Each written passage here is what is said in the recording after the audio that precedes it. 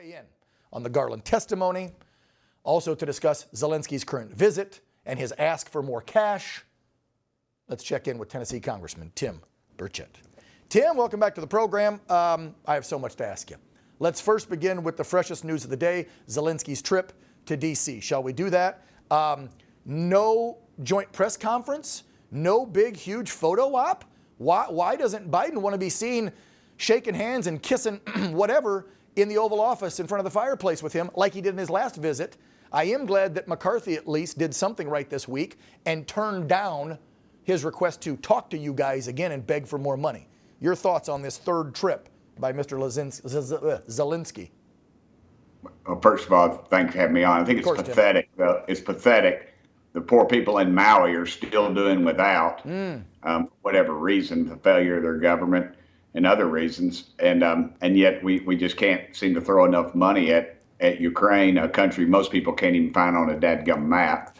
To me, it's just the war pimps at the Pentagon, and it's the perfect, and the American industrial war complex are just, they're frothing at the mouth at this thing, and they can't get enough of this guy. And he's a failed comedian and an actor, and here he is. He's in the world stage, and I'm glad we didn't have to listen to him for another speech. I just get sick of that. People throwing themselves at him. It used to be Democrats were against war, and right.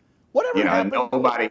Tim, you're old enough to remember. Whatever happened to the 60, 70 hippie liberal Democrats that wanted to do away with the Vietnam War, that were so pissed off back in the day, right? At Johnson, Nixon, you name it. Those folks were in their teens and 20s. So by now they'd be about, late 60s, 70s. Why aren't those Democrats coming out screaming at the top of their lungs, no more war? Why are they pushing so much to continue this? I haven't heard Biden once say, let's get both parties together for peace talks. Not one damn time. No, it's a deep hatred of Trump, obviously. I mean, that's what everything they do is about Trump. You can't argue any committee and they bring up Trump. It's Trump, Trump, Trump, Trump. Trump ain't been in the White House for 3 years now, and they're still blaming him for everything. I know. And that's what it is. They try to draw some correlation between him and the bum president in Russia, and it's just not accurate. And so here we are, and I would say probably $140 billion. There's no telling because of the backdoor stuff. The missile defense systems, the human capital. That there's actually some amendments being drawn up now to make sure that Americans are not brought into this conflict. But the problem is Americans are already over there. If you remember, in a committee meeting, Matt Gaetz said, do we have any American military? And they said, well, no. I said, do we have any CIA operatives operating over there? And he said, I'll have to talk to you in a secure meeting. I'm so glad you brought that up. That's a great transition from my next question about CIA operatives. Tim, we witnessed over a year or so ago when the Biden regime tried to hire that one gal as their disinformation governance board leader, and she resigned within a week because of all the pressure she got from Americans and from folks on both sides of the aisle. So this week, I put up the headline, this week the Biden regime wants to now have an executive disinformation governance board, and the two clowns they picked, Clapper and Brennan. You're talking about two intelligence guys, one that ran the CIA and one that ran the intelligence community. Are you kidding me? These two guys, these are covert operators.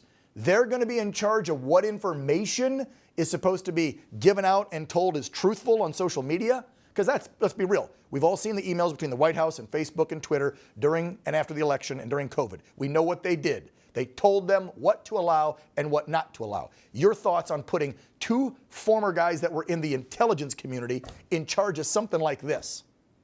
Standard operating procedure for this White House. Lie.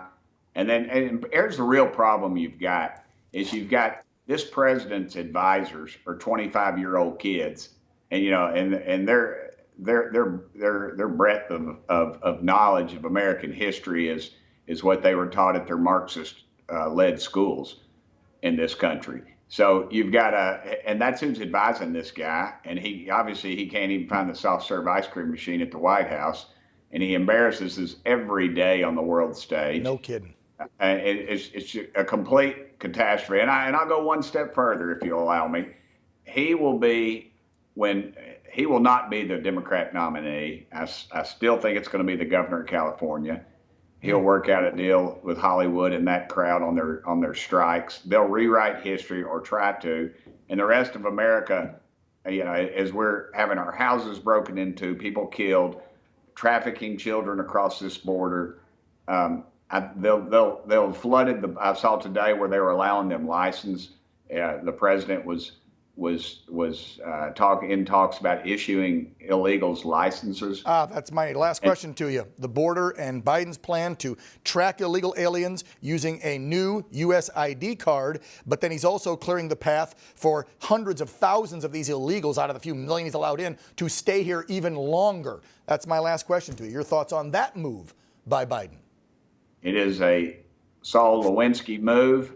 He is going to use that to get these people to the polls, because once you're issued a form of American identification, you backdoor into the system, you get a faulty Social Security number, you got a voter registration card, and you're going to get in line for the free stuff.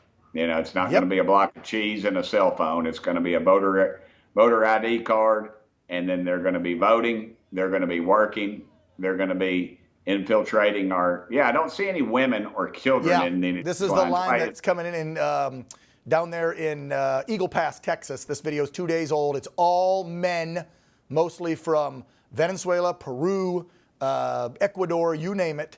And on top of all that, Tim, you've got the governor of New York now saying that they're going to make it so it's all mail-out ballots in that state. And then you had the governor of Pennsylvania just this week make it so when you get your ID, your driver's license, you'll automatically be registered. Now, why would Democrat governors be making these moves around the country if this open border policy for 2.5 years was not a bold attempt to change the electorate? That's all this is. Change the election. Bring enough millions of folks in, spread them out in counties across this country, get them voting Democrat so that a Republican can never win again. That's the damn plan. Tim, I'm out of time. As always, we appreciate you coming on the program. God bless you, brother. Keep putting the truth out there. That's what we do. That's why we call this show Real America. Thanks, Tim.